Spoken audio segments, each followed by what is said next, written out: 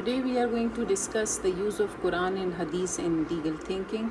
And in the beginning, I must tell you that it's a topic of paper 1 and paper 2 both, and it can be given as a compulsory question number 2 in both of the papers. So whenever you prepare this topic, you should keep in mind that this topic can be given either in paper 2 or in paper 1. Right, so let's start with the beginning of what is Hadith. I am not giving an introduction of Quran over here because we have already discussed about Quran in the earlier video. So if you are done with that, so then it's going to be very easy for you to understand how you are going to be relating both of them together. So as the question, if it comes on Quran and Hadith, use of Quran and Hadith in legal thinking, so yes, you will be giving an introduction to Quran first, and then you will be giving an introduction to Hadith first. So let's see how can we understand Hadith. Hadith may be defined as the words, the actions, and silent or tacit approval of the Holy Prophet, whereas Sunnah constitutes all his regular practices. This is what we are quite clear about, right? So Hadith or Sunnah of the Prophet is an authority next to the Quran, as I've written over here that it's the primary source of law. So Hadith and Quran both are used together as a primary source of legal thinking. It's the second primary source of Islamic law and extends the teachings of the Quran when the Quran is silent or states in brief. जब कुरान में कोई law explain नहीं किया होता, or if the law given in Quran has stated its teachings briefly, so then the Hadith comes forward in order to explain it. So the Quran usually it mentions Hadith many a times. So Quran mentions the two sources together at many places. It says, "He who obeys the messenger has indeed obeyed Allah." So Allah Ta'ala is clearly saying over here कि जिसने मोहम्मद सल्लल्लाहु अलैहि वसल्लम को obey किया, he has indeed obeyed me. In the second place, it says, "Obey Allah and obey the Prophet."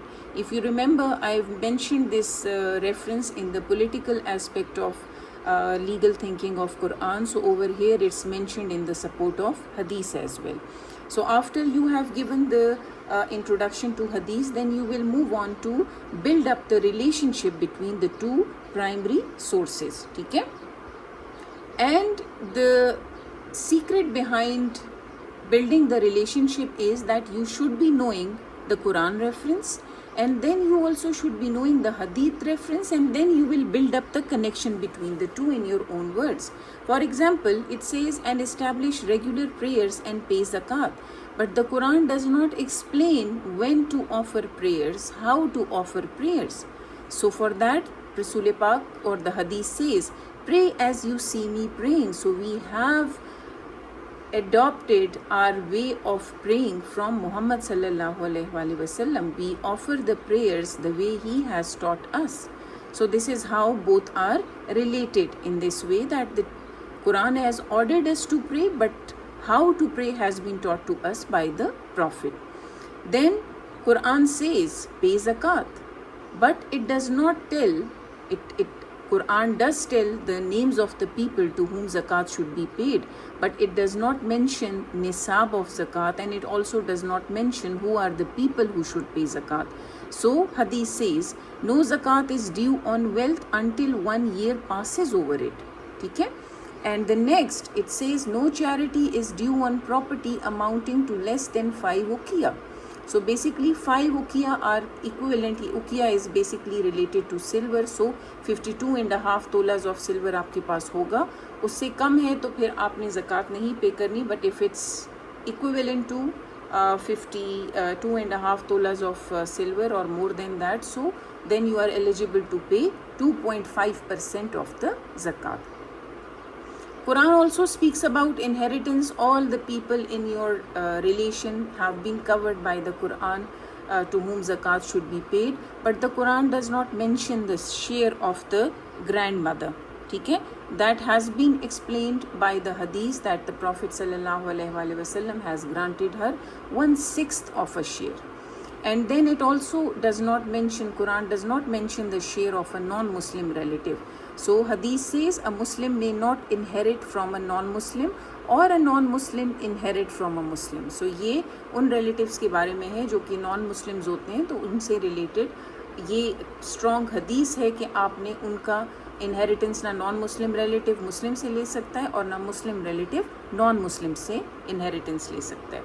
Then moving on to the food laws. ठीक है, food laws जो हैं, it says, the Quran says, as we have discussed earlier in the previous video, that prohibited to you are dead animals. I have not written it completely, but मैं आपको बता देती हूँ कि ये कौन सा कुरानिक रेफरेंस है.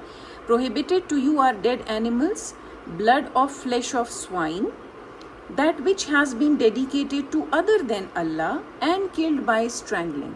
ठीक है, we did not do that reference in detail, but you should know कि कुरान ने क्या prohibitions डाली है कि आप पे ये इन animals का meat आप पे prohibited है, even if those animals are halal.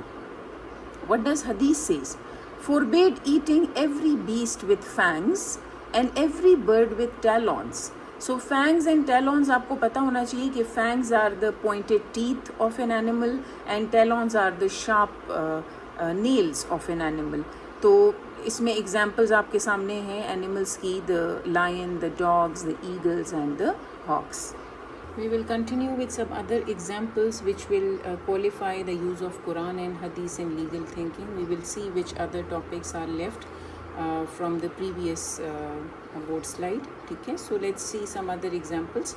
Now we will talk about here the concept of interest mentioned in Quran and how Prophet sallallahu alaihi wasallam has linked it in his Hadith. Quran says, O you who believe, do not consume riba, doubled and multiplied, and fear Allah so that you may be successful. So Allah Ta'ala has explicitly forbidden the use of riba, interest, in their daily business transactions. Holy Prophet sallallahu alaihi wasallam has further elaborated upon it, that gold for gold, silver for silver, wheat for wheat. It's further written, but I have omitted that. Whoever increases or seeks an increase has engaged in riba. So as was mentioned by the Quran that do not consume riba, so Prophet sallallahu alaihi wasallam has clearly connected it with the trade and business transactions, that whatsoever we trade, so that trade should be done equally in amount and equally in quality and quantity. So as I've told you earlier, bache, that whenever you write a Quranic reference, describe it briefly. Whenever you write a hadith, describe it briefly in your own words, because just only writing the references and not explaining it in your own words briefly will make your answer at a lower level. Okay? Now moving on to the punishment of a thief, as it was mentioned in Quran, we have studied it earlier, that as for the thief, male or female, cut off his or her hand. But the hadith is specifying it more particularly. The hand is to be cut off for stealing a quarter of a dinar or more. Now the Quran has not specified what kind of a theft has taken place or how much the theft has taken place. So the hadith actually clarifies that it should be an equivalent to an amount of quarter of a dinar. अगर इतना amount चोरी किया है या इसके अलावा it is stolen from a closed custody, so in that form it will be eligible for the punishment of cutting off the hand. Now moving on to one another legal punishment, Quran provides a punishment for the woman and the man guilty of zina. Flog each of them with 100 lashes. Now basically this is for the unmarried couple, the unmarried people. Okay? The unmarried people who are guilty of zina, Quran gives them the punishment of 100 of lashes. However, Quran has not spoken about the married people, but Hadith says that if the married people carries out zina or they are under the sway of committing this illegal act, so the Prophet has ordered them to stoning till death. So this was the punishment given by the Prophet for a married adulterer, and this is the punishment which the Quran gives for the unmarried adulterers. ठीक है. So this is how it's all of the examples so far have been done related to the relationship built up between Quran and Hadith.